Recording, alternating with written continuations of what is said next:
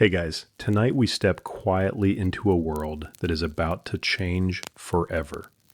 You're standing on a dusty road somewhere in Europe in the mid-1300s. The air smells faintly of wood smoke, wet earth, and the comforting illusion that tomorrow will be exactly like yesterday. Farmers guide oxen across muddy fields. A merchant cart creaks by with barrels of wine and sacks of grain. Church bells ring slowly in the distance, marking the hour in that calm, medieval way that suggests the world is stable and predictable. But far away, beyond the mountains and deserts you've never seen, something unpleasant has already begun moving toward you. It travels quietly along the great trading arteries of the medieval world, the Silk Road, the caravan routes, the busy ports of the Mediterranean. Merchants carry spices, silk, and precious metals. Unfortunately, they're also carrying something else, though nobody realizes it yet. A disease. And not just any disease, the kind that will soon wipe out somewhere between 1/3 and 1/2 of Europe's population. Which, if we're being honest, means that, statistically speaking, you probably won't survive this. But don't worry, we'll take things slowly tonight. So before you get comfortable, take a moment to like the video and subscribe, but only if you genuinely enjoy what I do here. And while you're settling in, I'd love to know where you're listening from tonight and what the local time is where you are. Is it late evening? Early morning? Somewhere between I should sleep and one more video? Now, dim the lights. Maybe turn on a fan for that soft background hum. And let's ease into tonight's journey together. You begin your walk along that quiet European road. The year is around 1346, though you don't own a calendar and wouldn't care much if you did. Time, for most people here, is measured by harvest seasons, church festivals, and how long the bread lasts before going stale. Europe feels busy but stable. Cities are growing, trade is flourishing, markets bustle with people buying cloth, salted fish, and suspiciously expensive spices that probably traveled thousands of miles to reach this exact stall. A mainstream historical fact historians widely agree on is that the disease we now call the Black Death was caused by a bacterium known as Yersinia pestis. Of course, nobody in the 14th century knows anything about bacteria. The concept of microscopic organisms is still centuries away. To the people around you, illness usually means one of three things: bad air, divine punishment, or something your neighbor did that seemed a little suspicious. Sometimes all three. But long before the plague reaches your quiet road, whispers begin appearing in traveler stories. A merchant from the east claims entire towns vanished after a strange sickness spread among traders. A sailor arriving in Constantinople talks about cities where people fall ill and die within days. A monk copying manuscripts hears that in distant lands, bodies are piling up faster than priests can bless them. At first, these rumors sound exaggerated. Medieval travelers have a reputation for storytelling that occasionally drifts into the territory of creative imagination. One minute, it's news of a strange illness. The next minute, someone's describing dog-headed people living in the mountains. So most listeners shrug and return to their bread and beer. Still, the rumors keep coming. Historians know that the plague likely began somewhere in Central Asia, possibly in regions where wild rodents carried the bacteria naturally. Trade routes allowed the disease to move slowly westward. Each caravan, each shipment of goods, each traveler unknowingly helped it travel farther. Historians still argue whether the first massive outbreaks occurred near Lake Issyk-Kul in modern-day Kyrgyzstan, or somewhere farther east in China. Archaeological evidence suggests sudden spikes in burials in those regions during the 1330s. But like many medieval mysteries, the exact starting point remains debated. Meanwhile, you continue down the road toward a small market town. It's the kind of place where everyone knows everyone. Chickens wander freely through the square like they pay rent. A blacksmith hammers rhythmically at a glowing piece of metal. Children chase each other between carts, while a baker pulls loaves from an oven that smells so good it should probably be illegal. Nothing here feels like the beginning of one of history's deadliest pandemics.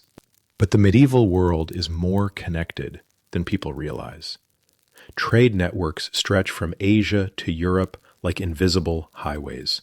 Silk, pepper, wool, ivory, all of it moves constantly between continents. And along those same highways travel rats. Now, to be fair, rats in the Middle Ages are less a shocking presence and more of a lifestyle feature. If medieval homes had online reviews, many would include comments like, "Lovely fireplace, decent bread, several dozen rats." The problem isn't the rats themselves, it's the fleas living on them. These fleas carry the bacterium Yersinia pestis. When infected rats die, which they tend to do rather dramatically once plague spreads, the fleas jump to new hosts. Sometimes those hosts are humans. And humans, unfortunately, make excellent transportation systems. A quirky historical tidbit that often surprises people is that medieval climate conditions may have helped the plague spread faster. Periods of cooler weather and changing rainfall patterns affected rodent populations across Asia, possibly pushing infected animals closer to human settlements. Basically, the weather might have accidentally helped launch one of the worst disasters in human history. Mother Nature occasionally has a very dark sense of humor. For now, though, none of that has reached your peaceful little town. You pass a tavern where travelers are sharing stories over mugs of ale. One sailor mentions something strange he saw in a port near the Black Sea, ships arriving with crews already sick. Another man claims entire villages in the east have gone silent. People laugh nervously. Someone suggests the sailor simply drank too much wine and imagined the whole thing. But you notice something subtle. The stories are becoming more specific. More towns, more ships, more sickness. Like distant thunder, slowly getting louder. And although life here still looks ordinary, the baker selling bread, the priest preparing evening prayers, the farmers returning home with tired horses, something has already begun moving along the trade routes that connect this quiet road to the rest of the world. You just can't see it yet. But soon, the merchants arriving at European ports will carry more than spices and silk. They'll carry the first quiet footsteps of the Black Death. And when it finally arrives, the world around you will never look the same again. You continue down the road the following morning, though morning here arrives slowly, like a sleepy cat stretching in the sunlight. A pale mist sits low over the fields, and the roofs of the town behind you are just beginning to glow gold under the rising sun. If this were a peaceful documentary, this would be the moment where a narrator cheerfully talks about medieval trade, thriving ports, and the exciting exchange of cultures across continents. And to be fair, all of that is technically happening. Unfortunately, so is the plague. Your journey brings you toward one of the great arteries of medieval commerce, a busy Mediterranean port city. The harbor hums with activity long before the sun reaches its full height. Ships crowd the docks, sleek Venetian trading vessels, heavy Genoese cargo ships, and smaller fishing boats bobbing like sleepy ducks in the water. Barrels roll across wooden planks. Dock workers shout to one another while hauling sacks of grain, bolts of cloth, and crates of dried figs. The smell here is a powerful combination of seawater, tar, fish, and humanity working very hard without modern deodorant. Merchants arrive from every direction. Some traveled for months across deserts and mountains. Others crossed the sea from North Africa or the Eastern Mediterranean. Trade is the lifeblood of the medieval world, and today one particular ship is gliding slowly toward the harbor, its sails hanging loose as if the vessel itself is exhausted from the journey. This ship has come from the Black Sea. Historians widely agree that in 1347, ships arriving in ports like Messina, Genoa, and Venice played a major role in introducing the plague to Europe. The disease had already spread through trading cities around the Black Sea, possibly after outbreaks in regions controlled by the Mongol Empire. There's even a dramatic story, one that historians debate fiercely. Some medieval accounts claim that during a siege of the trading city of Kaffa in Crimea, Mongol forces catapulted plague-infected corpses over the city walls to infect defenders. It's often described as one of the earliest examples of biological warfare. Historians still argue whether this story actually happened, or if it was later exaggerated by chroniclers who enjoyed a dramatic plot twist. Either way, the disease certainly spread through the region around Kaffa before ships began sailing west. And some of those ships are now arriving here. As the vessel approaches the harbor, people on the docks notice something odd. No one waves. Normally, arriving sailors shout greetings, toss ropes, and begin the noisy process of docking. But this ship moves quietly. A few pale faces appear at the railings. Some sailors look weak. One man leans against the mast, as though simply standing upright requires tremendous effort. A dock worker mutters, "They look half dead already," which, unfortunately, is not far from the truth. When the ship finally reaches the dock, the smell hits first. Not exactly pleasant.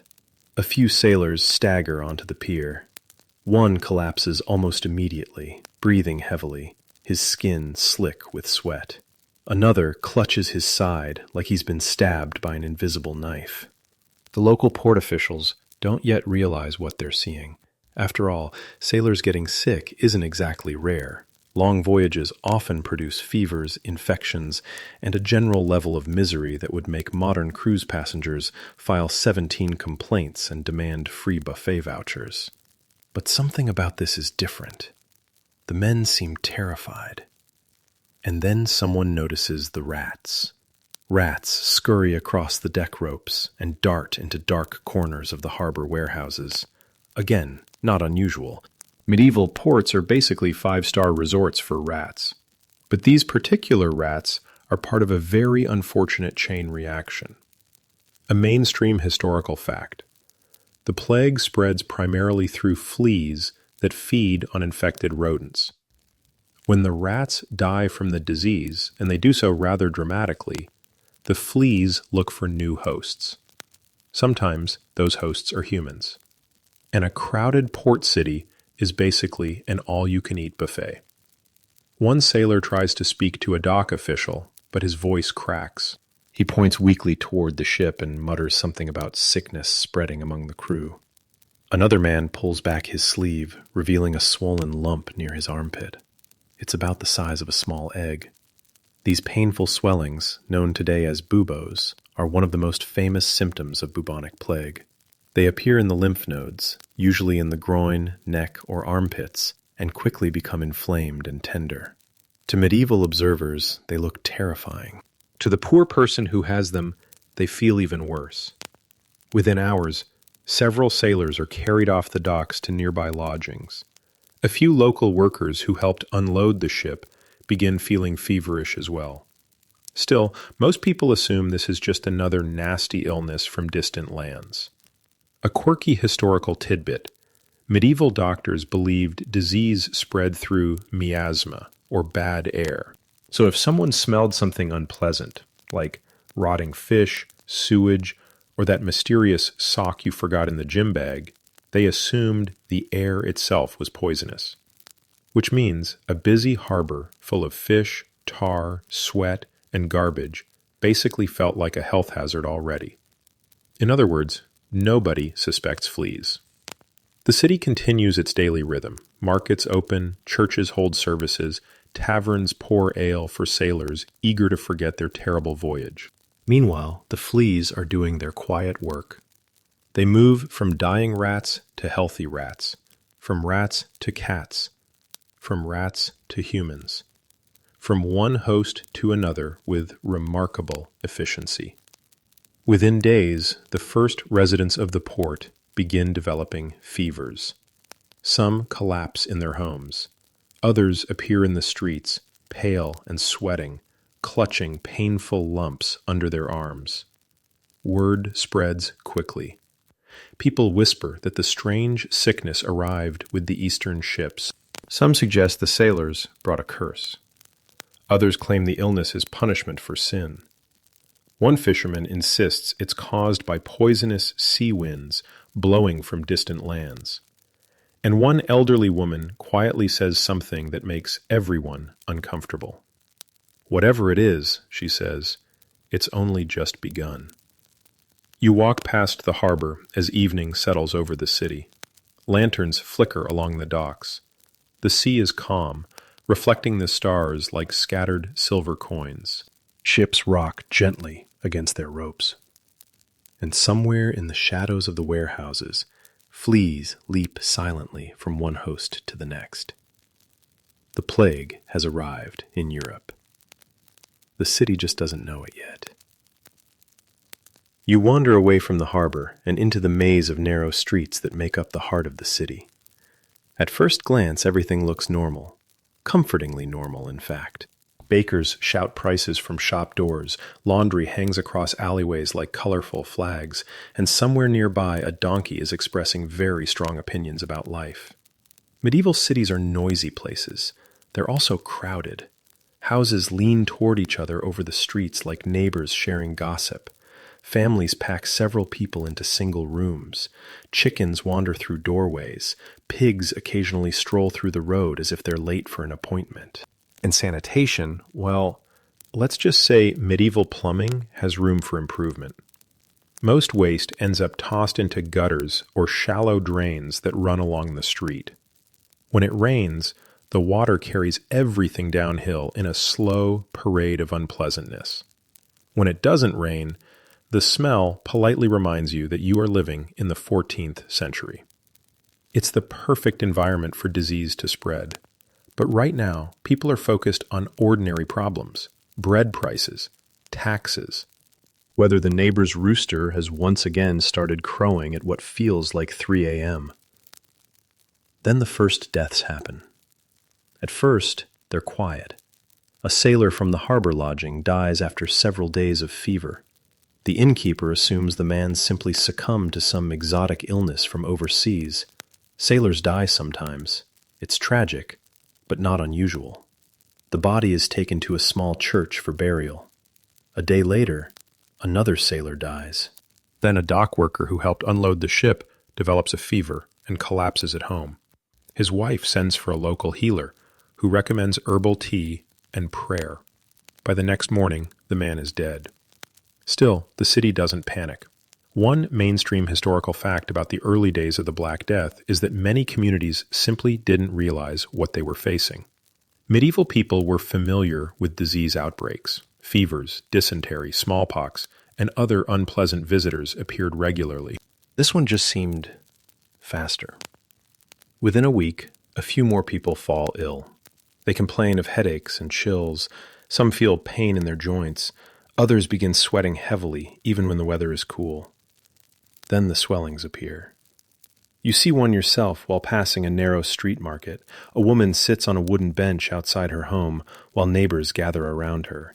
She's pale, breathing quickly, and holding her arms stiffly against her body. Someone pulls aside her sleeve to reveal a swollen lump near her armpit. It's large, angry, painful looking. The neighbors whisper nervously. Spider bite, someone suggests. Or a curse, another says. The woman's husband shakes his head helplessly. Within 2 days, she's gone. And slowly, something unsettling begins happening across the city. More people start dying. A baker collapses beside his oven after complaining of dizziness. A young apprentice develops a fever and begins coughing violently. A priest falls ill after visiting several sick parishioners. Word spreads through the streets in hushed tones. There's a sickness. But nobody can quite describe it. The symptoms are strange and inconsistent. Some victims develop the famous swollen buboes. Others suffer violent fevers. A few appear healthy in the morning and are dead by nightfall. A quirky historical tidbit. Medieval chroniclers often described plague victims as feeling overwhelming dread or despair before death. Some accounts mention people becoming strangely withdrawn or convinced they were about to die, even before obvious symptoms appeared. Modern scientists suspect severe infection and fever may have caused confusion and anxiety. But to people at the time, it felt like the disease carried a dark psychological shadow with it, which honestly doesn't help morale. As you wander through the city square, the mood has shifted. Merchants still sell their goods, but conversations feel shorter. People glance nervously at anyone who coughs. Mothers pull children closer when strangers pass too near. One butcher quietly tells another vendor that 3 people in his street died this week. 3. That might not sound like much today, but in a small neighborhood where everyone knows everyone, it feels alarming. Still, life continues. The church bells ring for evening prayer. Farmers bring produce to market. A traveling musician plays a lute, while a few children toss coins into his hat. But something invisible is weaving its way through the city. Historians still argue whether the first wave of plague infections spread primarily through fleas, or whether human-to-human transmission also played a larger role than previously believed. Some scholars suggest certain outbreaks may have involved pneumonic plague, which spreads through respiratory droplets. In simpler terms, coughing near someone might have been a terrible idea. Unfortunately, medieval cities are not known for personal space. Inside homes, entire families share beds or sleep side by side on straw mattresses. Taverns pack sailors shoulder to shoulder. Churches gather hundreds of people into enclosed spaces filled with candles and incense, which, from a modern epidemiology perspective, is basically the disease equivalent of throwing a party. Soon, the number of funerals begins to increase. At first, priests handle them as usual. Quiet ceremonies, simple graves, a few grieving family members standing nearby. But as the days pass, the priests themselves begin looking exhausted. They're visiting more homes, saying more prayers, burying more bodies. You pass a small graveyard just outside the city wall. A gravedigger leans on his shovel while wiping sweat from his forehead. "Busy week," he mutters. He says it half-jokingly, but his eyes betray concern. Because even he can see the pattern. People are dying faster than usual. Back in the streets, rumors grow more dramatic. Someone claims the sickness came from poisoned wells. Another insists it's caused by a strange alignment of the planets. One man swears he saw a comet last month and insists this must be the reason. Medieval people often believed celestial events influenced earthly disasters. In fact, some doctors later blamed the plague on a rare planetary alignment in 1345 involving Saturn, Jupiter, and Mars. Which is impressive confidence, considering they had never seen a bacterium. As night falls, lanterns flicker across the city. The air cools, and the streets slowly quiet. But behind many closed doors, people are lying awake with fevers, chills, and growing fear. The sickness is no longer just a rumor from distant lands. It's here now. And tomorrow, more people will start to notice. Morning arrives again, though the city feels subtly different now. The streets are quieter than usual. as if everyone is listening for something they can't quite hear yet. You walk past a bakery, where the door remains closed long after sunrise. Normally, the smell of fresh bread would already be drifting through the street, pulling customers in like moths to a very delicious flame. But today the shutters are still drawn. Someone nearby whispers that the baker fell sick during the night. A few streets away, another home has a black cloth hanging in the doorway. It's not an official signal yet. Those systems will come later, but neighbors understand the meaning. Illness lives inside that house, and people are beginning to notice a pattern. The sickness doesn't arrive gently. It crashes into the body like an unexpected storm. You pass a small courtyard where several neighbors have gathered around a young man lying on a wooden bench. His breathing is fast and shallow. His face glistens with sweat, even though the morning air is cool. A woman presses a damp cloth to his forehead. "He was fine yesterday," she says nervously. That sentence will soon become the most common phrase in Europe. A mainstream historical fact about the Black Death is how quickly symptoms often developed. After infection, people could fall seriously ill within just 2 to 6 days. Once symptoms appeared, death sometimes followed in as little as 48 hours. To medieval observers, it felt terrifyingly sudden. The young man groans and shifts uncomfortably. Someone lifts his shirt slightly, revealing a dark swelling near his groin. The skin around it is stretched and inflamed. Another lump has begun forming along his neck.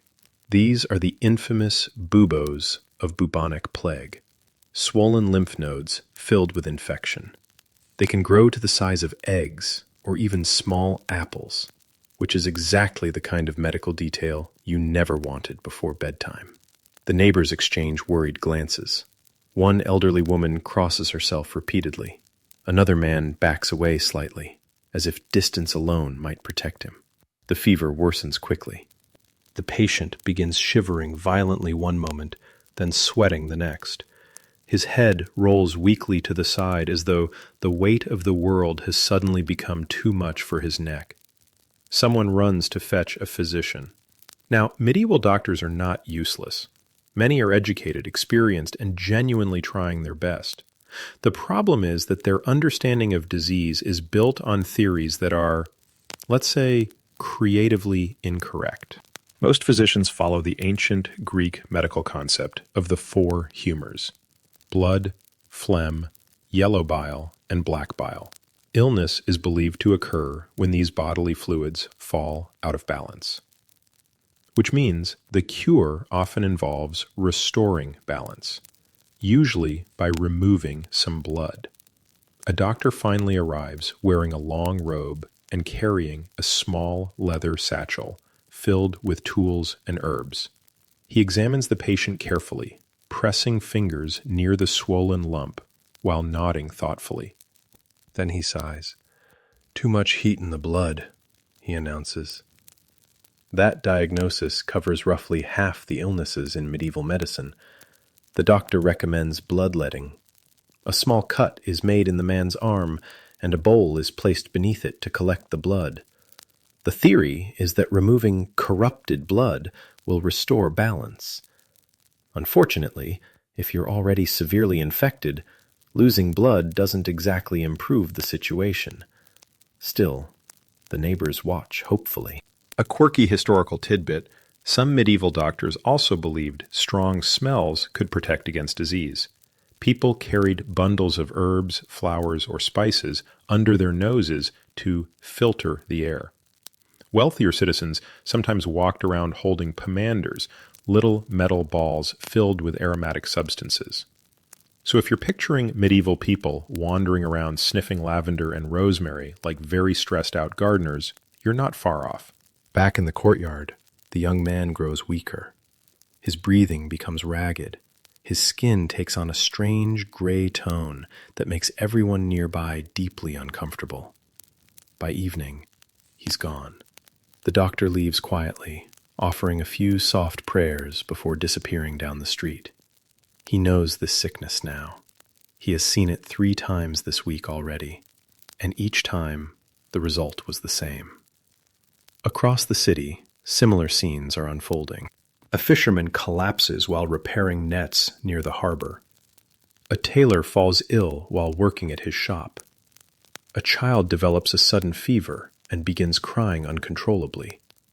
The pattern is becoming impossible to ignore. People are getting sick, very sick, and dying quickly. Historians still argue whether medieval people immediately recognized the scale of the disaster unfolding around them. Some records suggest communities were slow to react, while others describe panic spreading rapidly once death rates began rising. Either way, fear is now creeping through the streets. You notice it in small details. Market stalls close earlier than usual. People hesitate before shaking hands. Tavern conversations grow quieter, punctuated by nervous glances toward the door whenever someone coughs. The church bells ring more often now, not for celebrations, for funerals. Priests walk from house to house offering last rites to the dying. Some return home exhausted long after midnight, only to be called out again before dawn. And even the priests are starting to fall sick. That realization terrifies people more than anything else. If holy men, people devoted to prayer and divine protection, can't escape this illness, what chance does anyone else have? You walk past the harbor again as evening falls. The same ships rock gently against their ropes, lanterns reflecting on the dark water. But the docks feel emptier now. Fewer sailors laugh in the taverns. Fewer merchants haggle over goods. And somewhere in the city behind you, another fever is beginning to rise in someone's body. The plague is spreading, and the worst is still ahead. You wake the next morning to the steady tolling of church bells. At first it sounds peaceful, the slow rhythmic clang echoing over rooftops in the cool dawn air. But after a moment you realize something unsettling. The bells have been ringing a lot lately. In medieval towns, bells mark many things. The start of market hours, the call to prayer, warnings of fire or invasion. But there is one particular rhythm everyone recognizes without needing to ask. Funeral bells. And they seem to be ringing more often each day. You step into the street, where the mood has grown heavier than it was even yesterday. Neighbors speak in low voices. A cart rolls slowly past carrying a simple wooden coffin, followed by a few grieving relatives. No one stops their work entirely. Life still needs to continue, but the energy feels subdued, as if the whole city is holding its breath. The illness is no longer a rumor. Now it's everywhere. And the doctors are working very hard, while also being very wrong about almost everything. You arrive outside the home of a wealthy merchant, where a physician has been summoned. The man inside lies in bed beneath heavy blankets despite sweating profusely. His wife stands nearby, wringing her hands, while servants hover nervously in the doorway. The physician enters, wearing long robes and carrying his leather satchel. Contrary to popular images, he is not yet wearing the famous beaked plague mask. That iconic outfit actually appears later during later outbreaks. For now, doctors simply dress in ordinary clothing and rely mostly on confidence and herbal remedies, which, in medieval medicine, counts as half the treatment. The physician checks the patient's pulse, peers at his tongue, and gently presses the swollen lumps along his neck. The merchant groans weakly. Bad humors, the doctor murmurs. This diagnosis is extremely popular among medieval physicians because it can be applied to nearly everything from headaches to catastrophic pandemics. The doctor begins explaining his theory. According to widely accepted medieval medical knowledge, disease occurs when the body's 4 humors, blood, phlegm, yellow bile, and black bile, fall out of balance. Too much heat, too much moisture, or too much dryness can disrupt this delicate system. The plague, he concludes, is likely caused by corrupted air entering the body and upsetting these humors. A mainstream historical fact is that most medieval doctors believed in the theory of miasma, poisonous or foul-smelling air that spreads illness. Since many cities already smelled less than ideal, this explanation felt extremely convincing. After all, if disease followed bad smells, medieval streets were basically hosting a permanent disease festival. The physician prescribes several treatments. First, bloodletting. A small incision is made in the patient's arm to release impure blood. Servants hold a bowl beneath the cut, while the doctor nods approvingly. Second, herbal mixtures. Powders made from ground plants are mixed with wine or vinegar. The merchant is encouraged to drink these unpleasant concoctions while trying not to make the face everyone inevitably makes when tasting medieval medicine. Third, heat treatments. Warm compresses are placed over the swollen buboes to encourage them to drain, which is a polite medieval way of saying everyone hopes the swelling will burst and release infection. As medical strategies go, it's optimistic. A quirky historical tidbit. Some medieval physicians recommended placing live chickens against plague swellings.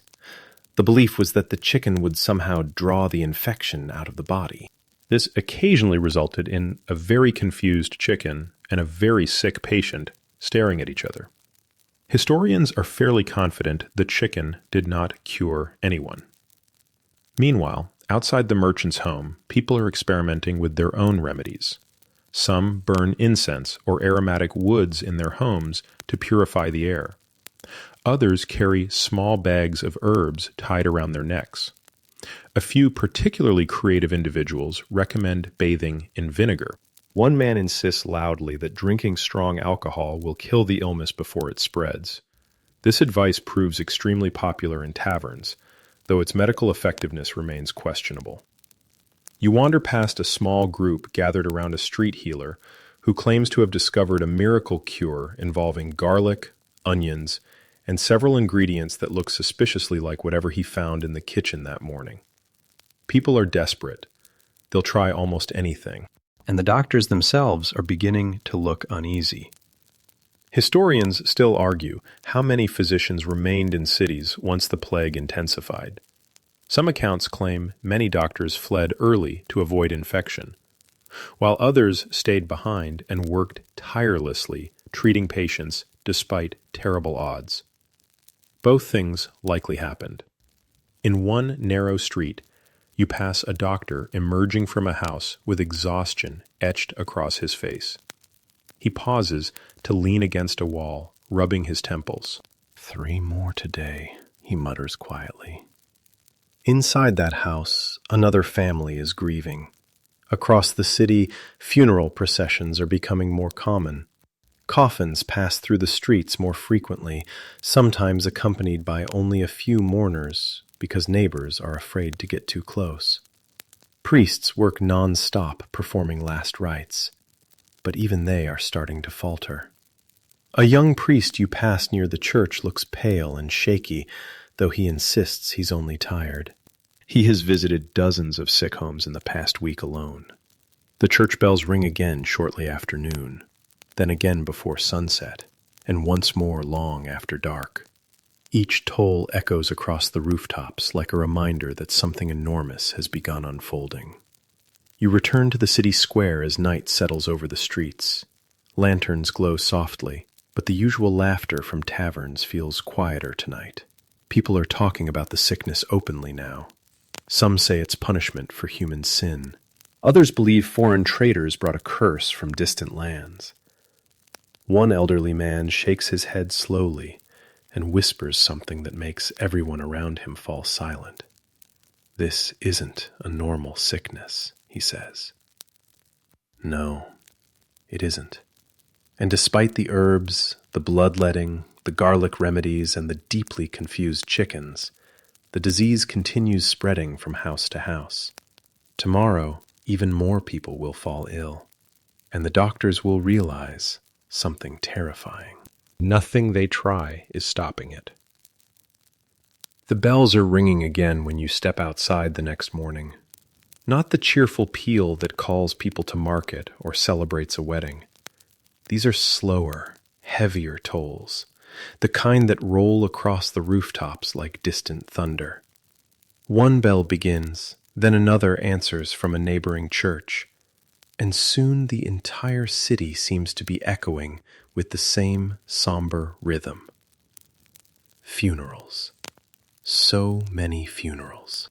You follow the sound toward the main square, where a small crowd gathers near the church doors. People move quietly, speaking in hushed tones, as a priest leads a short procession. The coffin behind him is plain wood, carried by two exhausted relatives. Only a few weeks ago, funerals here were slow, solemn ceremonies. Today they are shorter, quieter, and more frequent. The priest finishes his prayer quickly. There are others waiting. Inside the church, candles burn in thick clusters before the altar. Their wax drips slowly, filling the room with the soft scent of honey and smoke. The pews are more crowded than usual, because when medicine fails, people tend to look upward for answers. Faith is becoming the city's strongest defense. A mainstream historical fact about the Black Death is that religious life intensified dramatically during the pandemic. Churches across Europe filled with worshippers begging for divine mercy. Many believe the plague was a punishment sent by God for humanity's sins. If that's true, people reasoned, then prayer might convince heaven to cancel the whole situation. You find a quiet spot along the wall as the priest begins speaking. His voice trembles slightly, though whether from exhaustion or fear is difficult to tell. He talks about repentance, humility, and the importance of faith during times of suffering. People bow their heads, murmuring prayers beneath their breath. Some kneel on the stone floor. Others clutch rosaries so tightly their knuckles turn pale. Outside the church, life continues in uneasy fragments. Market stalls still operate, but fewer customers appear each day. Some merchants have already packed their goods and left the city entirely, hoping distance might protect them. A few families have done the same. You pass a wagon leaving through the city gate loaded with blankets, tools, and two very confused goats. The driver looks determined but also slightly desperate, like someone who hopes outrunning a disease is a perfectly reasonable strategy. Unfortunately, the plague travels faster than most wagons. Back in the streets, rumors swirl faster than the wind. One group of townspeople insists the sickness must be caused by sinful behavior. Another believes the stars are responsible. Astrologers have begun examining planetary charts, pointing out that a rare alignment of Saturn, Jupiter, and Mars occurred in 1345. Apparently, the planets may have accidentally scheduled the apocalypse.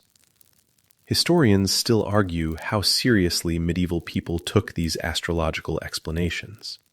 Some physicians wrote long treatises about planetary influences on disease, while others quietly focused on more practical solutions, like quarantine. For now, most citizens are willing to believe almost anything that offers even a small sense of control. A quirky historical tidbit. During plague outbreaks, some people carried small pieces of aromatic wood, flowers, or herbs pressed against their noses to clean the air they breathed. If you walked through a medieval street during the plague, you might see people constantly sniffing herbs like they were extremely nervous gardeners. And honestly, compared to breathing unfiltered medieval city air, that might not have been the worst idea. As afternoon sunlight filters through the streets, another strange development begins unfolding. Groups of citizens gather outside churches for long public prayers. Some kneel in the streets themselves, reciting hymns together in voices that tremble with fear. One elderly woman cries openly, while begging God to spare her children. Nearby, a man whispers that the plague is clearly divine punishment for humanity's pride. Others nod quietly. When disasters strike and explanations are scarce, people naturally reach for the stories that make the most emotional sense. And in the medieval world, religion shapes nearly every aspect of life. If crops fail, God is testing faith. If armies win battles, God favored them. And if disease spreads across the world, well, that probably means something important. You wander past a monastery on the edge of the city, where monks are gathered in prayer. Their voices rise and fall in slow chants that echo through stone corridors like waves. Inside the courtyard, one young monk sits alone on a bench, looking pale. Another monk approaches him quietly. "You should rest," the older man says. The young monk shakes his head. "Too many sick," he murmurs. And that's the problem spreading through the city now. There are simply too many sick people. Priests rush from house to house delivering last rites. Monks tend to the ill in monasteries that are quickly filling beyond capacity. Churches ring bells so often that the sound has become part of the background noise of daily life. Historians know that during the Black Death, clergy were among the groups hardest hit by the disease. Because they constantly visited the sick, they faced high exposure to infection. In many regions, entire communities of priests and monks died within months. Back in the town square, evening approaches. The sky turns deep orange as the sun sinks toward the horizon, casting long shadows across the streets. People light candles in windows. Some gather again inside churches for evening prayer. Others simply stay home, hoping that quiet walls might offer protection from whatever invisible force is creeping through the city. You sit on the edge of the square and listen to the bells ring once more. Slow, heavy, relentless. Somewhere in the city, another family has just lost someone. And despite all the prayers rising into the night sky, the plague continues moving silently from one household to the next. Faith may comfort the frightened, but the disease hasn't slowed down at all. By now, the city no longer pretends everything is normal. You notice it the moment you step into the street. The usual morning noise, vendors shouting prices, carts rattling over cobblestones, children chasing each other through alleyways, has faded into something quieter, more cautious. People move quickly, avoiding crowds when they can. Doors stay closed longer, and the city gates, once busy with travelers and merchants arriving from every direction, are now watched very carefully. Because someone has finally had an idea. If sickness came from outside the city, perhaps the solution is to stop anything from coming inside. You walk toward the main gate, where a small group of guards stands beside the heavy wooden doors. These gates normally stay open from sunrise to sunset, allowing farmers, traders, and visitors to pass through with ease. Today, things are different. Two travelers approach leading a mule loaded with sacks of grain. The guards stop them several paces away. "Where are you coming from?" one guard asks. The men exchange a nervous glance before naming a nearby town. The guards hesitate. Word has been spreading quickly about which towns are suffering worse outbreaks. Some villages have already reported dozens of deaths. Finally, one guard shakes his head. "You can't enter," he says firmly. The travelers protest. They have goods to sell, business to conduct, families to feed. But the guards remain unmoved. The gates stay closed. This is one of the earliest forms of what we now call quarantine. A mainstream historical fact. During the Black Death, some cities attempted primitive quarantine measures to slow the spread of disease. The Italian port city of Venice later formalized this idea by requiring ships to wait 40 days before passengers could disembark. The word quarantine actually comes from the Italian 40 giorni, meaning 40 days. At the moment, though, these rules are far less organized. Most cities are simply improvising. You walk along the wall where several citizens have gathered to watch the argument at the gate. One man nods approvingly. "Keep strangers out," he mutters. Another woman looks less certain.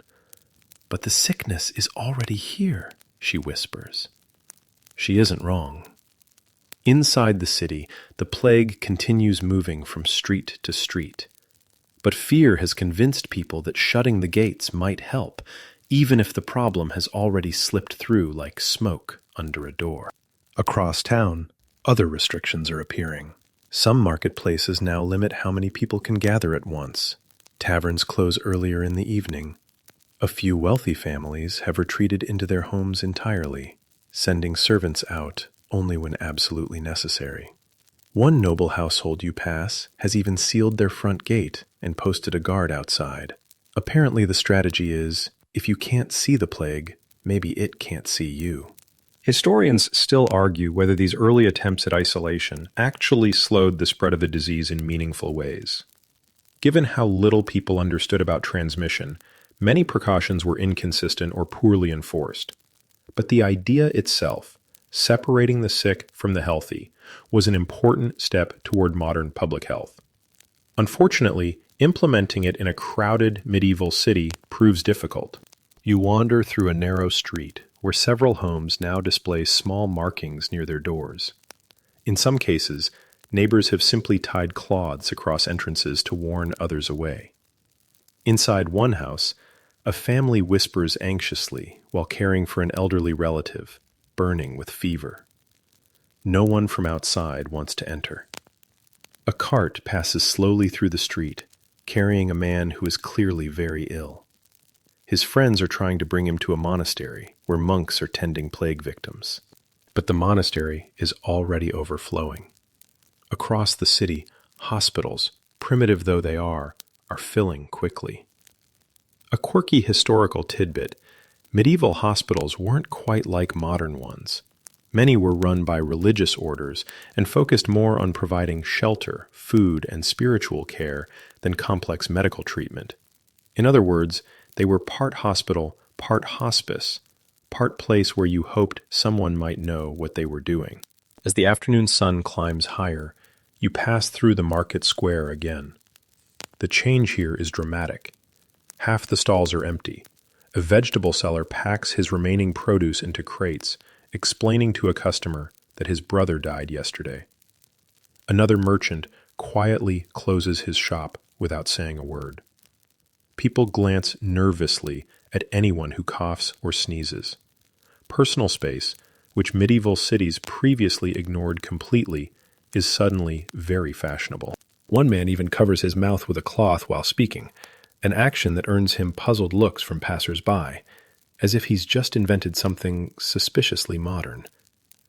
Meanwhile, outside the city walls, the roads are growing quieter. Travelers avoid plague-stricken regions whenever possible. Caravans that once crossed Europe regularly now hesitate, unsure which towns are safe. The great trade networks that connected continents are slowly grinding to a halt. And yet the disease continues spreading. Because by the time cities close their gates, infected fleas and rats are already living comfortably inside the walls. Even the cats chasing those rats may unknowingly carry fleas capable of spreading the infection further. Inside homes, families begin isolating sick relatives as best they can. Sometimes that means placing a bed in a separate room. Other times it means something more heartbreaking. In a small house near the edge of the city, you see neighbors quietly bringing food to a door where a family has sealed themselves inside. A father is sick. His wife and children refuse to leave him. No one else dares enter.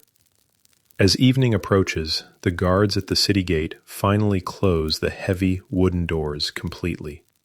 The massive beams slide into place with a dull, echoing thud. For the first time in years, the city is officially sealed. Inside the walls, thousands of people hope the barrier will keep the plague out. But as the bells begin ringing again, somewhere in the distance, it becomes painfully clear. The plague isn't outside the city anymore. It's already everywhere, inside. The city begins to feel smaller. Not physically, of course. The same walls still circle the streets, the same towers watch over the gates. But something about daily life has shrunk inward, like a campfire burning lower as the night grows colder. You notice it everywhere. Neighbors who once gathered in doorways now stay inside. Conversations happen across wider distances. Even the animals seem quieter, as if they've sensed that something unusual is unfolding among the humans. You walk through a narrow residential lane where the signs of loss are becoming harder to ignore. One house has its shutters permanently closed. Another stands half empty, the family having fled days ago with whatever belongings they could carry. A stray cat naps lazily in the doorway, apparently inheriting the property by default. Across the street, two women whisper to each other while hanging laundry. Their conversation drifts toward the same topic that dominates nearly every discussion now. 3 in our street this week, one murmurs. The other nods slowly. And the baker's boy this morning. Inside homes throughout the city, people are trying to maintain ordinary routines. Breakfast is still cooked. Children are still told to wash their hands, though mainly because they've been playing in mud again, not because anyone understands germs yet. But every household now carries a quiet undercurrent of worry. A mainstream historical fact. During the Black Death, entire families could be wiped out within days once infection entered a home. Because people lived so closely together, caring for sick relatives often meant exposing everyone else, which created a terrible dilemma. Do you help someone you love, knowing it might make you sick too? Most people didn't even hesitate. You pass one small home where a young woman sits beside her mother's bed, gently wiping sweat from the older woman's forehead. The room smells faintly of herbs, rosemary and sage hanging from the walls in hopeful clusters. The mother's breathing is shallow. A swelling is visible along her neck. Outside the house, neighbors leave food on the doorstep and knock softly before hurrying away. Nobody wants to abandon their friends completely, but nobody wants to linger either. Further down the street, another house is already in mourning. A family gathers quietly in the courtyard, preparing a simple coffin. The father works with steady hands, while his younger son holds the lid in place. There are no professional coffin makers available today. They're far too busy. The rhythm of daily life is slowly unraveling. Markets operate only in brief bursts each morning before vendors retreat home. Schools, such as they are in the medieval world, have closed entirely. Even the city watch patrols less frequently, as guards fall ill or avoid unnecessary contact. Historians still argue how quickly social order began breaking down during the worst phases of the Black Death. Some records describe chaos and abandonment, while others suggest communities remained surprisingly cooperative and resilient. The truth likely varied from town to town. Here, people are still trying to hold things together. A quirky historical tidbit: some medieval communities organized informal neighborhood support systems during the plague. People would leave food outside infected homes or take turns helping care for sick families from a distance. It wasn't organized medicine, but it was compassion. You reach the small village square just outside the city center, where a handful of residents still gather each afternoon to share news. The mood is quieter than usual, but the ritual continues. One farmer reports that several nearby villages are suffering even worse outbreaks. Another man claims an entire monastery farther south has lost half its monks. A third insists the plague has already reached major cities across the region. No one knows which rumors are true anymore. News travels slowly and changes shape with every retelling. Still, one fact is undeniable. More people, are dying. You notice the gravedigger again near the edge of the cemetery. His shovel moves steadily through the soil, while two assistants wait nearby with another coffin. The graveyard is expanding. Small plots that once held single graves now contain several. Priests say prayers as quickly as they can, sometimes blessing multiple bodies at once before burial. The rituals are still respected, but time is becoming scarce.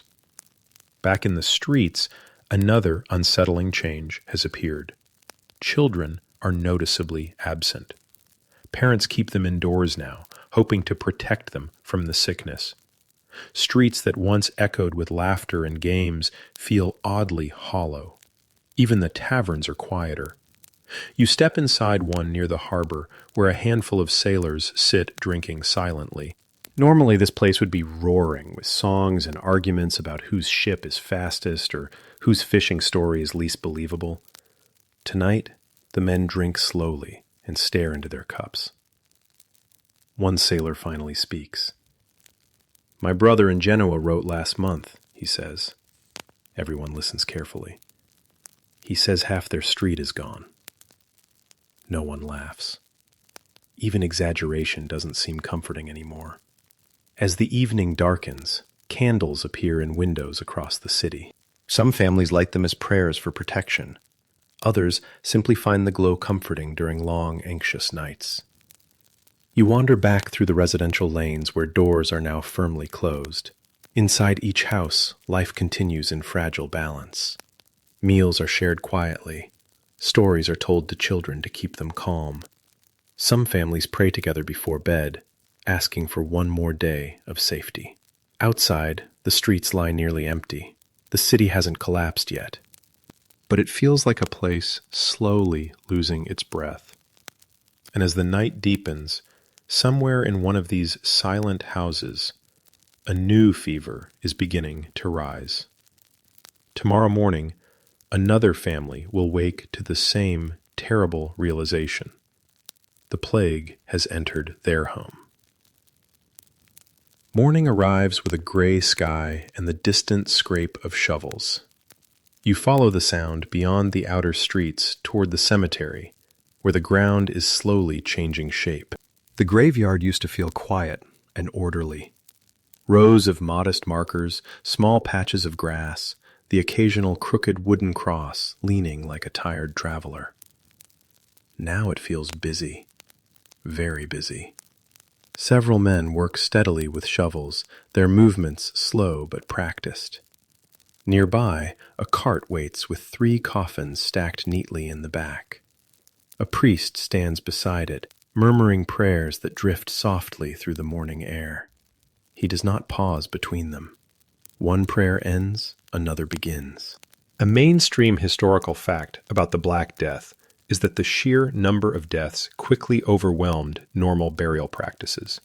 Cemeteries across Europe filled rapidly, forcing communities to improvise new ways of handling the dead.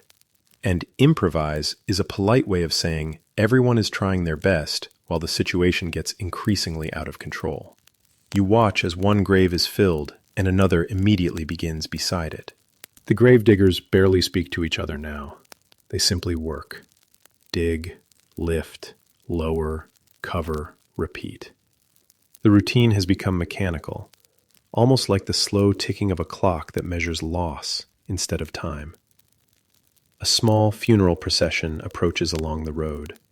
Only 4 people accompany the coffin, 2 carrying it, 2 walking behind. Normally, funerals would include extended family, neighbors, perhaps even friends from the market. Now attendance is selective. People worry that gatherings might spread the sickness. The priest steps forward, recites a brief blessing, and signals for the burial to proceed. There are no long speeches, no lingering moments of farewell. There are more coffins waiting.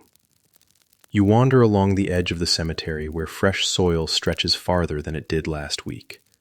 Some graves now contain multiple bodies placed side by side beneath the same patch of earth. At first, this was considered shocking. Now, it's simply practical. Historians still argue exactly how organized these early mass burials were. In some places, communities carefully dug large trenches where bodies could be buried together respectfully.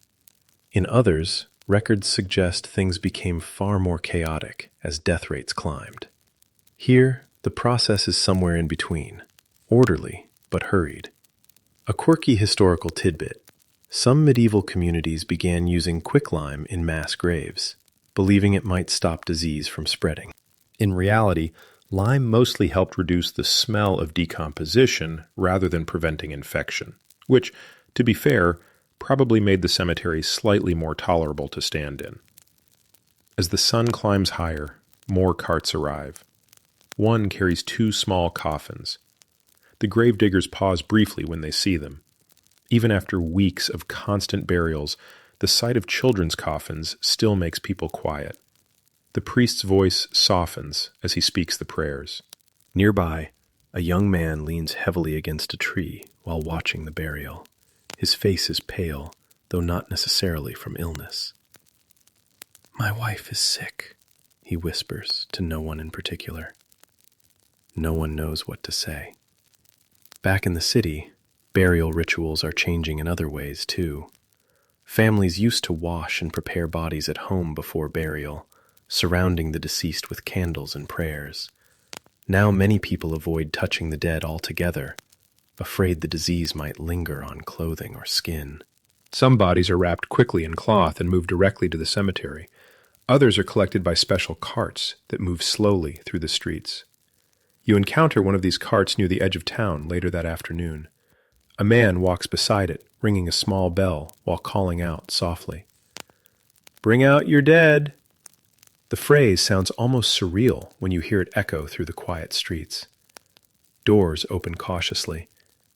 In one house, a grieving family carries a wrapped body to the cart while neighbors watch from a distance. No one steps forward to help lift it. Not because they are cruel, because they are afraid. Historians know that fear of infection sometimes caused social bonds to fray during the plague. While many people cared for sick relatives bravely, others avoided contact entirely, terrified of bringing the illness into their own homes. Both responses existed side by side, and honestly, both are understandable. As evening approaches, you return to the cemetery one more time. The gravediggers are finishing their work for the day, though their tools will return to the soil again tomorrow morning. Fresh mounds of earth stretch across the field like a patchwork quilt.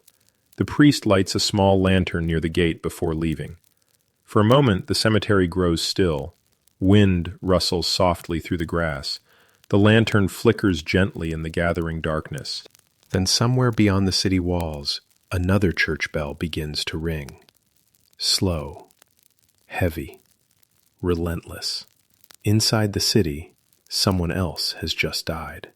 And tomorrow, another cart will arrive here, with more coffins to bury beneath the growing earth. The graveyard is no longer a quiet corner of the town. It has become the busiest place in the entire city. The city wakes the next morning to a new kind of tension. It's not just fear of sickness anymore. That fear has been simmering for weeks now, like a pot left too long over a fire. What you feel in the streets today is something sharper. Suspicion. When disasters arrive without clear explanations, people start searching for someone to blame. And in a medieval city where scientific knowledge is limited and rumors travel faster than horses, explanations quickly grow imaginative. You walk through the market square, where fewer stalls open each day. The remaining vendors speak quietly among themselves, glancing around as if the very air might be listening. One man leans closer to another and whispers, "They say the wells have been poisoned." The other frowns. "By who?" The first man lowers his voice even further. "Outsiders." That word hangs in the air like smoke. A mainstream historical fact about the Black Death is that widespread panic often led to the persecution of minority groups, particularly Jewish communities in parts of Europe. Rumors spread claiming that Jewish residents had poisoned wells to spread the disease. These accusations had no basis in reality. But fear can make even the most unbelievable ideas feel convincing when people are desperate for answers. Historians still argue how these rumors spread so quickly across different regions. Some suggest traveling preachers and frightened refugees carried the stories from town to town. Others believe local authorities sometimes encouraged scapegoating to deflect anger away from themselves. Either way, the consequences were tragic. In some cities, mobs attacked Jewish neighborhoods, convinced they had found the source of the plague. Entire communities were expelled, imprisoned, or worse. Fortunately, in your city, the tension hasn't exploded into violence yet, but the whispers are growing louder. You pass a group of townspeople gathered near a public well.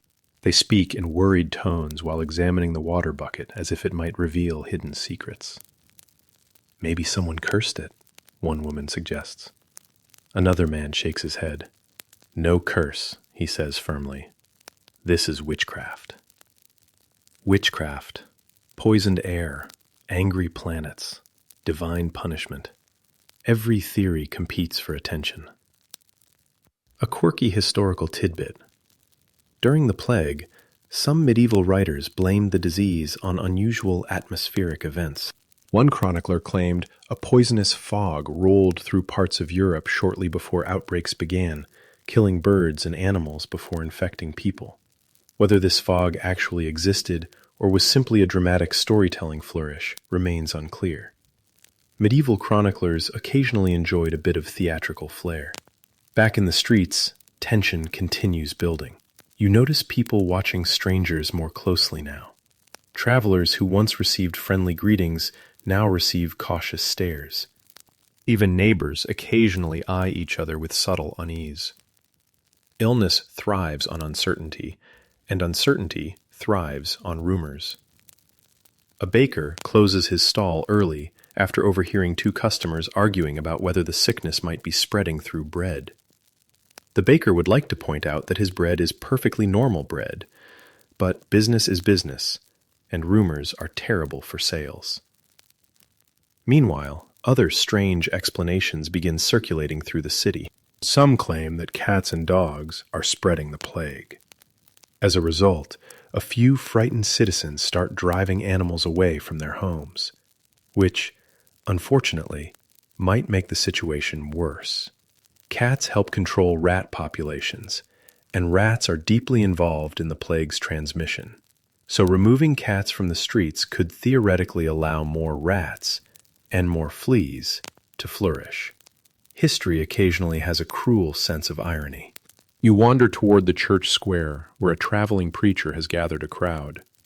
His voice rings loudly through the air as he speaks about sin and punishment. The plague, he declares, is God's warning to a corrupt world. Some listeners nod solemnly.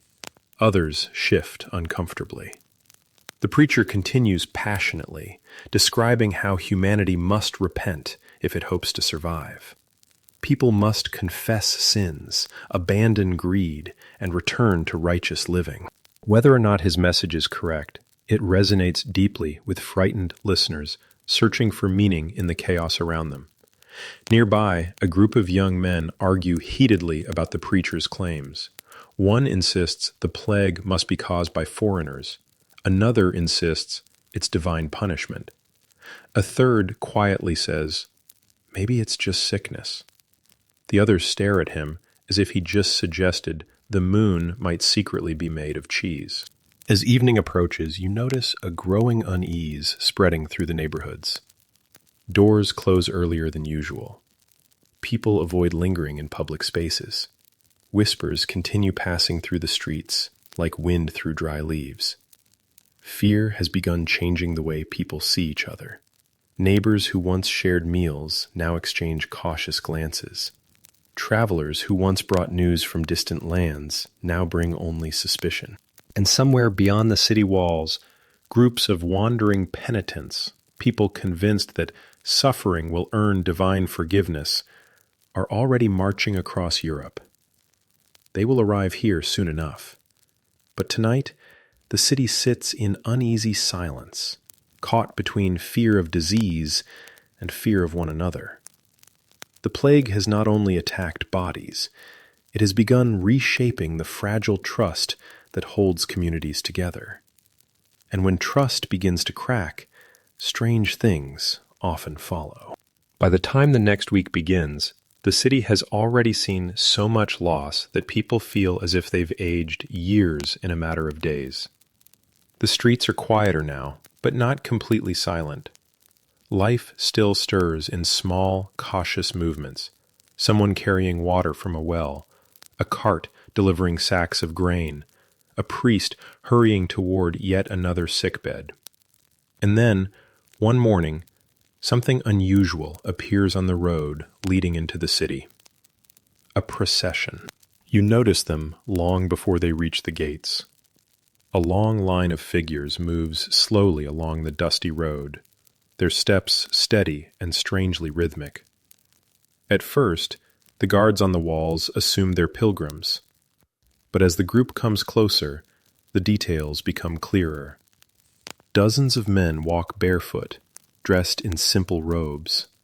Their heads are bowed, their faces solemn.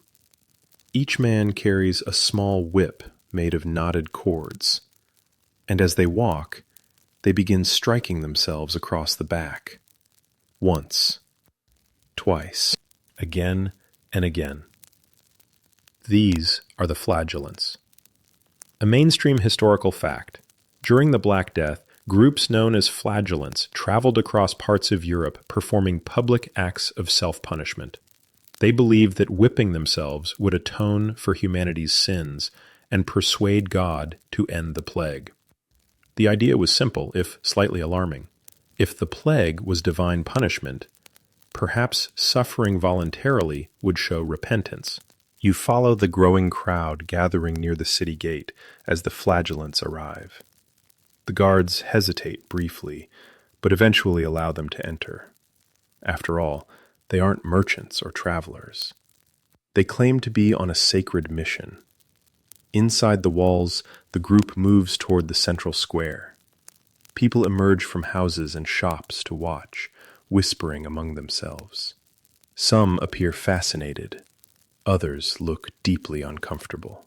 The flagellants form a circle in the square and begin chanting low prayers. Their voices rise and fall together like waves rolling onto a quiet shore. Then the whipping begins. Each man removes his robe from the shoulders, revealing a back already marked with old scars and fresh wounds. With slow, deliberate motions, they begin striking themselves again. The sound of leather cords snapping against skin echoes through the square. Whip, whip, whip. It's unsettling but strangely mesmerizing. A quirky historical tidbit. Many flagellant groups followed strict rituals during these processions. They would travel from town to town for about 33 days, symbolizing the years of Christ's life, performing their penance in public squares before moving on again. Some groups even composed dramatic hymns and chants to accompany the ritual. Medieval spiritual theater at its most intense. Around the edges of the square, the crowd reacts in different ways. Some people kneel, deeply moved by the display of devotion. A few join the chants quietly. Others watch with skeptical expressions, arms crossed as if wondering whether this is divine repentance or simply very enthusiastic self-discipline. Historians still argue about how widespread and influential the flagellant movement truly was.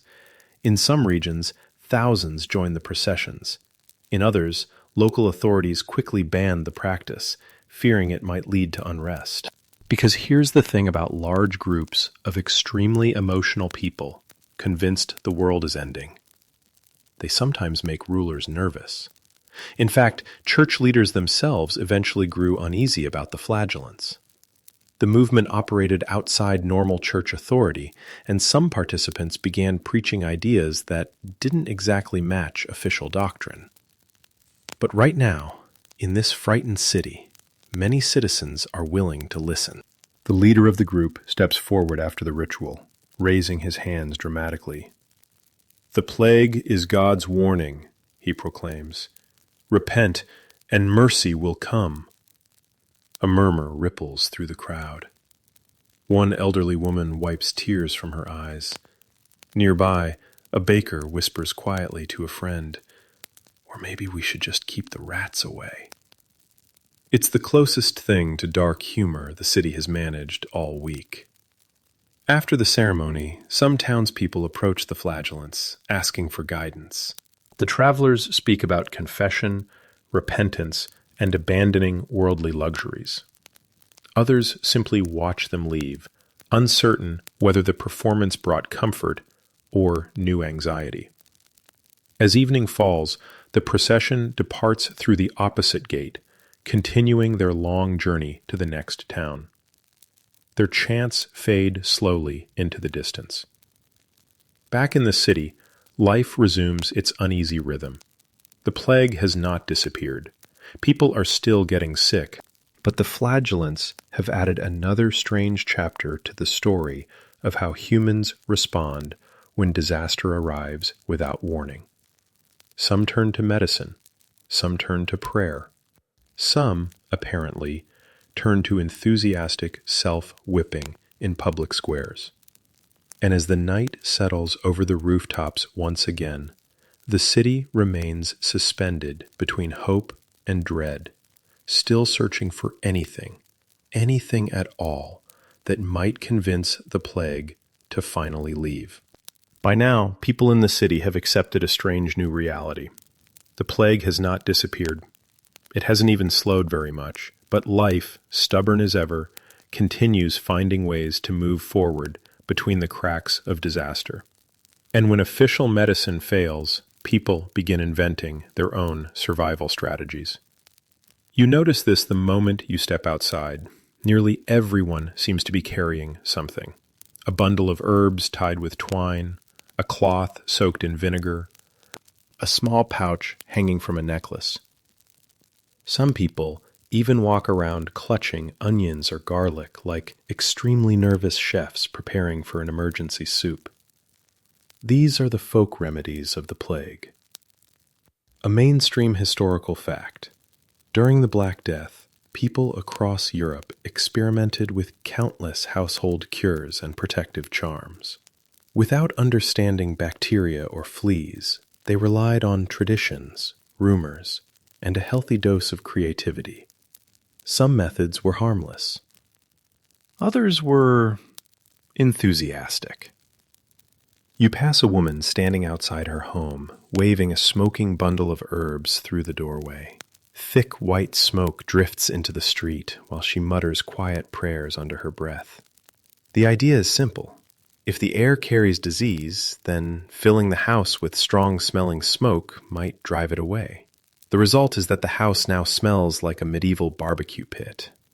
Still, the neighbors nod approvingly. At this point, any effort to fight the plague feels worthwhile. Further down the street, a man explains proudly that he drinks a cup of vinegar every morning. His theory is that the sour liquid cleans the blood. He makes a face after each sip, which suggests the blood might not be the only thing being cleaned. A quirky historical tidbit. Some plague remedies included ingredients that sound like they came from a wizard's grocery list.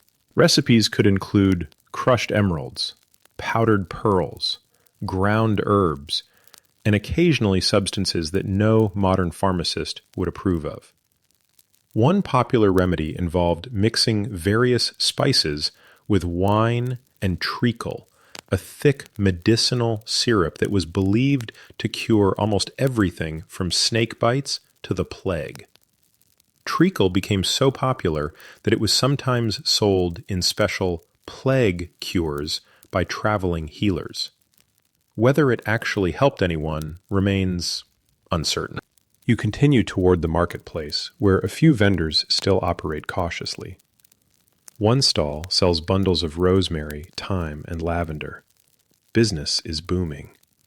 Customers eagerly purchase handfuls of fragrant plants to hang inside their homes or carry beneath their noses. The theory, once again, is that pleasant smells will push away the bad air responsible for disease. If nothing else, the city now smells considerably nicer than it did a month ago. Nearby, a woman ties a small cloth pouch around her child's neck. Inside the pouch are dried herbs and a tiny carved charm. "Protection," she whispers. Whether the charm works or not, the child seems reassured. Historians still argue how much these folk remedies affected the course of the plague. Some herbal mixtures may have offered minor antibacterial properties, while others were purely symbolic.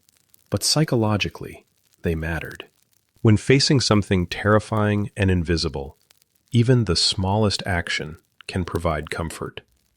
You wander past a small gathering where a traveling healer demonstrates his latest miracle cure.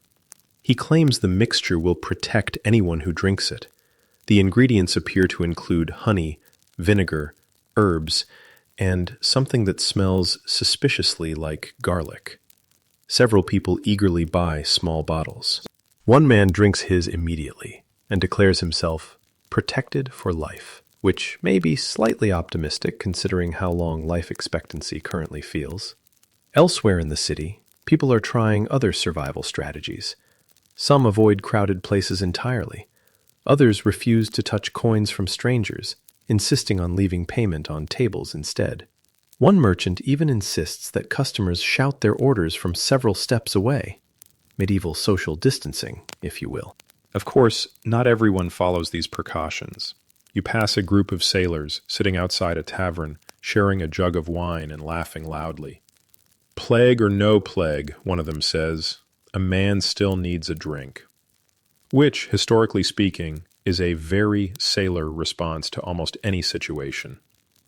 As afternoon fades toward evening, you notice something subtle but hopeful. In a few neighborhoods, fewer funeral bells ring today than last week. It's too early to know whether the plague is truly slowing or if this is just a temporary pause. But people notice the difference. Even the smallest hint of improvement spreads through the streets like warm sunlight after days of rain. Neighbors exchange cautious smiles. A baker opens his shop again for the first time in days. Children venture outside briefly to chase each other down an alley, their laughter echoing against the stone walls. The city is still wounded, but it is also stubbornly alive. As night settles in, you walk through the quiet streets where herbs hang in doorways and candles flicker in windows. People have tried everything they can think of: smoke, charms, vinegar, garlic, prayers. Some remedies may help a little. Some probably help not at all. But each one carries the same simple hope that tomorrow might finally bring relief. And for the first time in weeks, a few people dare to believe the plague might eventually loosen its grip, though no one is quite ready to say that out loud yet. Weeks pass, though time has become a strange, slippery thing in the city. Days blur together in a rhythm of quiet streets, cautious conversations, and the occasional echo of funeral bells drifting across the rooftops. But slowly, very slowly, something begins to change. Not dramatically, just enough for people to notice. You step into the market square one morning and realize the stalls are a little fuller than they were a week ago. A fishmonger has returned. Two vegetable sellers argue loudly about cabbage prices in a way that feels oddly comforting. Normal arguments are making a comeback. And while the plague has certainly not vanished, fewer carts carrying the dead roll through the streets each day. No one dares celebrate, but people are paying attention. A mainstream historical fact.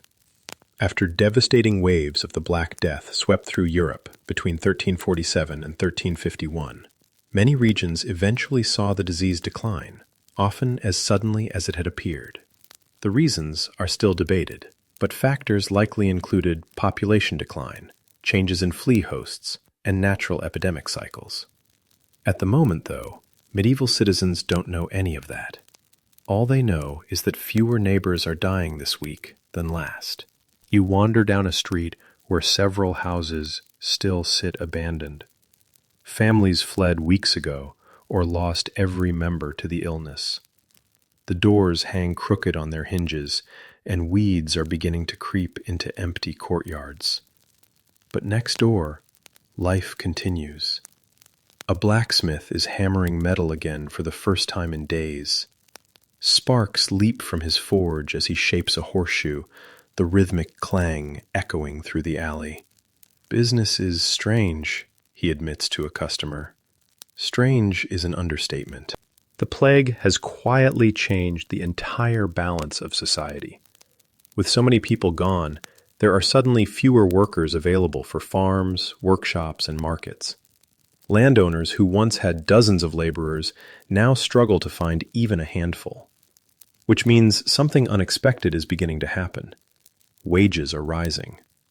Historians know that after the Black Death, labor shortages across Europe forced employers to offer higher pay and better conditions to attract workers. In many places, surviving peasants suddenly discovered they had far more bargaining power than before. In simpler terms, when half the workforce disappears, the remaining workers suddenly become very valuable. You see this shift happening in small ways around the city. A farmer offers double the usual wage for help harvesting grain. A merchant hires apprentices quickly, even those with little experience. One young man in the square brags loudly that he now earns twice what he did last year working in a vineyard. "Best plague ever," he jokes. His friends stare at him in horrified silence. He quickly adds, terrible tragedy, but still. Dark humor has returned to the city. A quirky historical tidbit. After the Black Death, some European governments actually passed laws trying to stop wages from rising. England's famous Statute of Labourers in 1351 attempted to force workers to accept the same pay they earned before the plague. Workers, however, were not especially enthusiastic about this idea. Historians still argue how effective those laws really were. In many places, labor shortages were simply too severe to enforce strict wage controls. Back in the streets, you notice another change. Some people are returning to travel. A small caravan arrives at the city gate, carrying cloth and spices.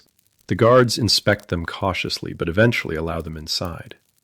Trade, slowly and carefully, is beginning to resume. Taverns are filling again in the evenings.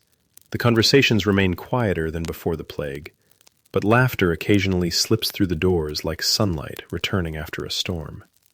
You step inside one near the harbor, where sailors are sharing stories of distant ports. "Half the towns along the coast were empty," one says. Another nods grimly. "But the ones that survived," he pauses, taking a sip of wine, "they're starting again." Historians often describe the Black Death as both a catastrophe and a turning point. Entire communities vanished, but survivors found themselves living in a world with new possibilities and shifting social roles. For medieval society, the old order had cracked, and something new was beginning to grow through the gaps. You wander back toward the cemetery at sunset, where the grave diggers now work only occasionally instead of all day. Fresh graves still appear, but the frantic pace has slowed. Grass already begins to reclaim some of the earlier burial mounds. Life, persistent, stubborn life, is returning. In the city streets, candles glow warmly in windows as families share evening meals together again. Some homes still mourn lost relatives, their grief deep and quiet. But others tell stories and laugh softly over bread and wine. The plague changed everything.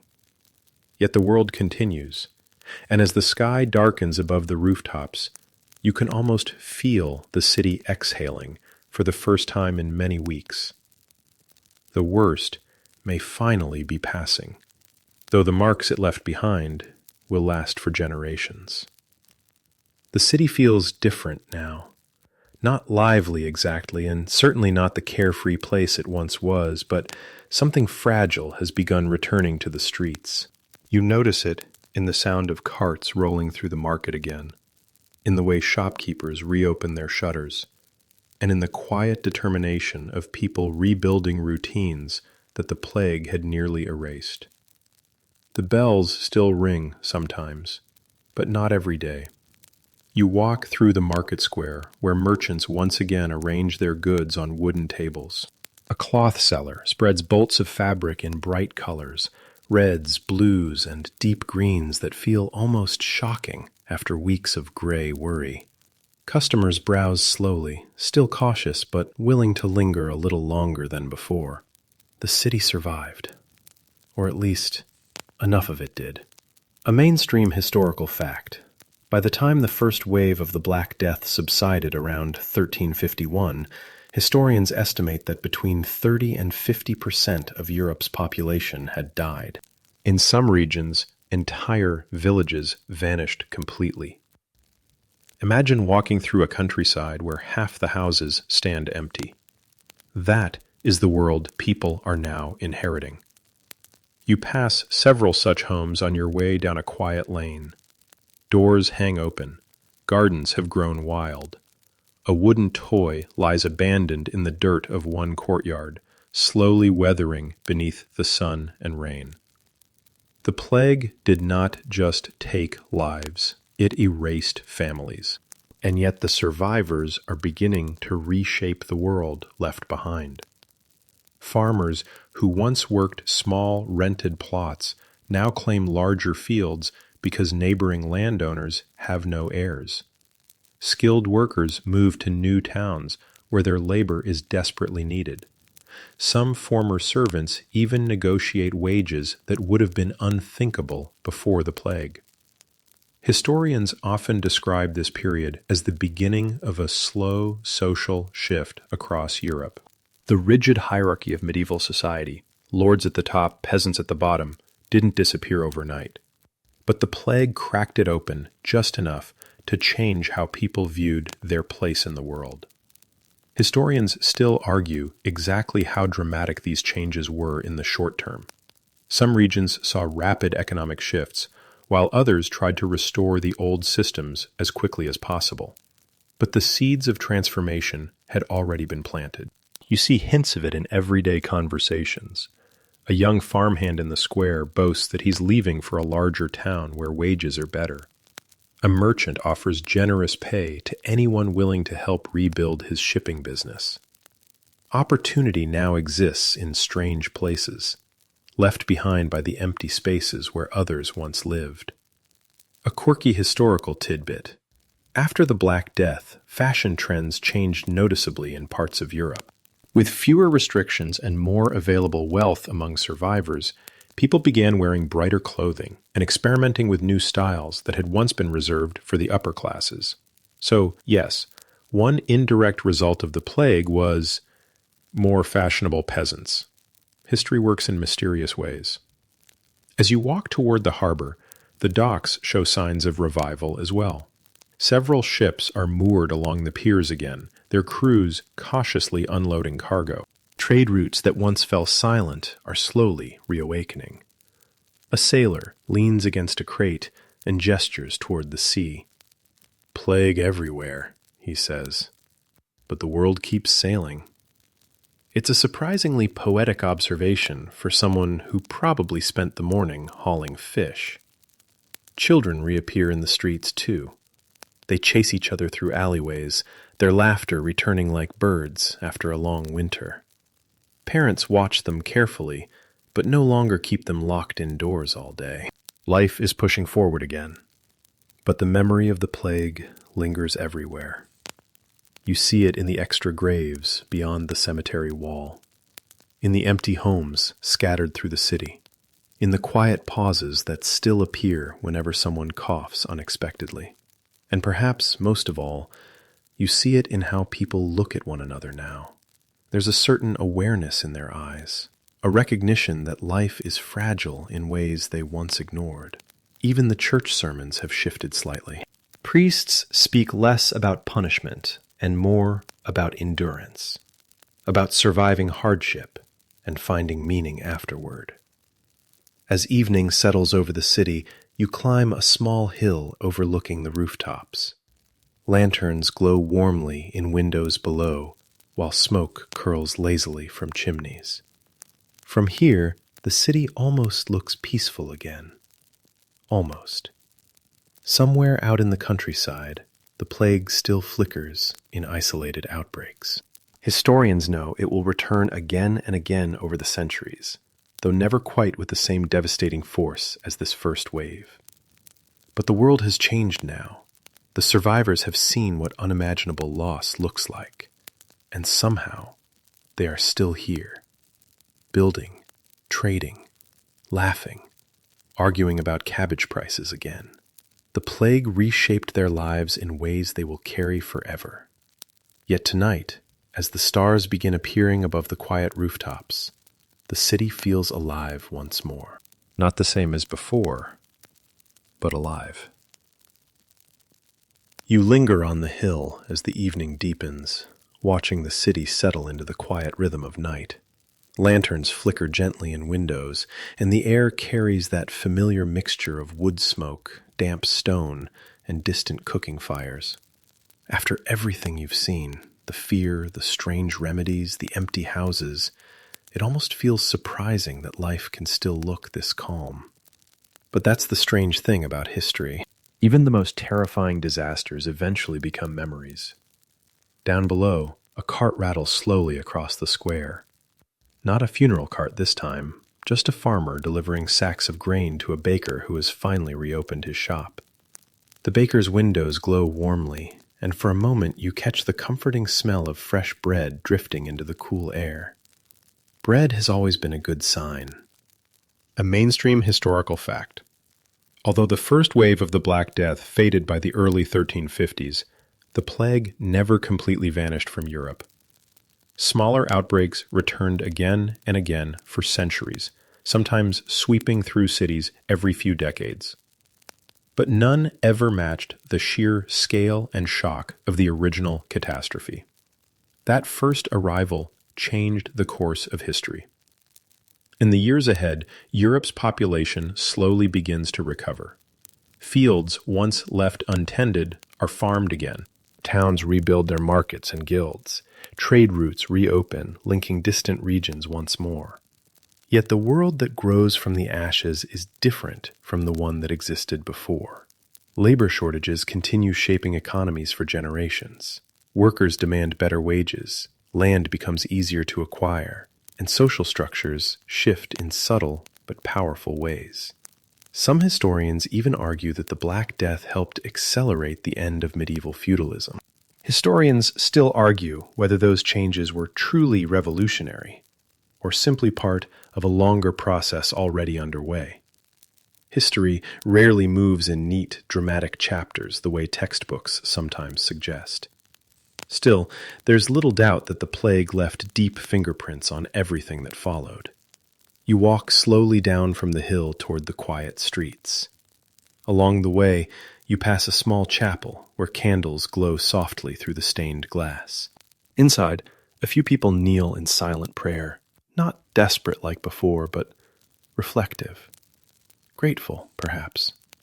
A quirky historical tidbit: after the Black Death, artists across Europe began creating far more works focused on mortality. Paintings and sculptures reminding viewers that life is brief. The famous Danse Macabre, or Dance of Death, became a common artistic theme, showing skeletons leading kings and peasants alike into the afterlife. A slightly dramatic reminder that death, apparently, has very inclusive dance invitations. But even those grim artworks carried an important message. Everyone shares the same fragile existence. As you wander farther into the sleeping city, you notice small details that would have seemed ordinary before the plague, but now feel quietly remarkable. A couple laughing softly as they close their shop for the night. A child asleep in a window seat while her mother finishes sewing by candlelight. A stray cat prowling along a rooftop, probably still chasing the occasional rat, though hopefully not the plague-carrying kind this time. Life continues in small, stubborn ways, and history moves forward not because disasters never happen, but because people keep rebuilding afterward. You pause at the edge of the square where the marketplace now rests in silence. Tomorrow, merchants will return. Farmers will haggle over grain prices. Sailors will brag about exaggerated sea adventures. Someone will probably argue loudly about cabbage again. Humanity, it seems, is wonderfully predictable. The Black Death remains one of the deadliest pandemics the world has ever known. Entire regions were reshaped by its arrival, and millions of lives vanished into history almost overnight. Yet the survivors carried forward the same simple routines that people have always relied on: working, cooking, trading, raising families, and occasionally complaining about their neighbors. In other words, being human. The night air grows cooler as the city settles deeper into sleep, and so, as we reach the quiet end of tonight's journey, the streets grow still once more. The lanterns burn lower. The distant sounds fade into silence. You take one last, slow look at the rooftops stretching beneath the soft glow of moonlight, remembering how this place once trembled with fear and uncertainty. Now it rests. And maybe, just maybe, tomorrow will be a little gentler. So as the world drifts into calm again, allow your thoughts to slow with it. Let the noise of the day fade softly into the background. The story of the plague, like all stories of the past, settles into history's long, quiet echo. And tonight, here in this peaceful moment after the storm, everything finally grows still. Rest easy. Sleep well. The world, after everything, keeps turning.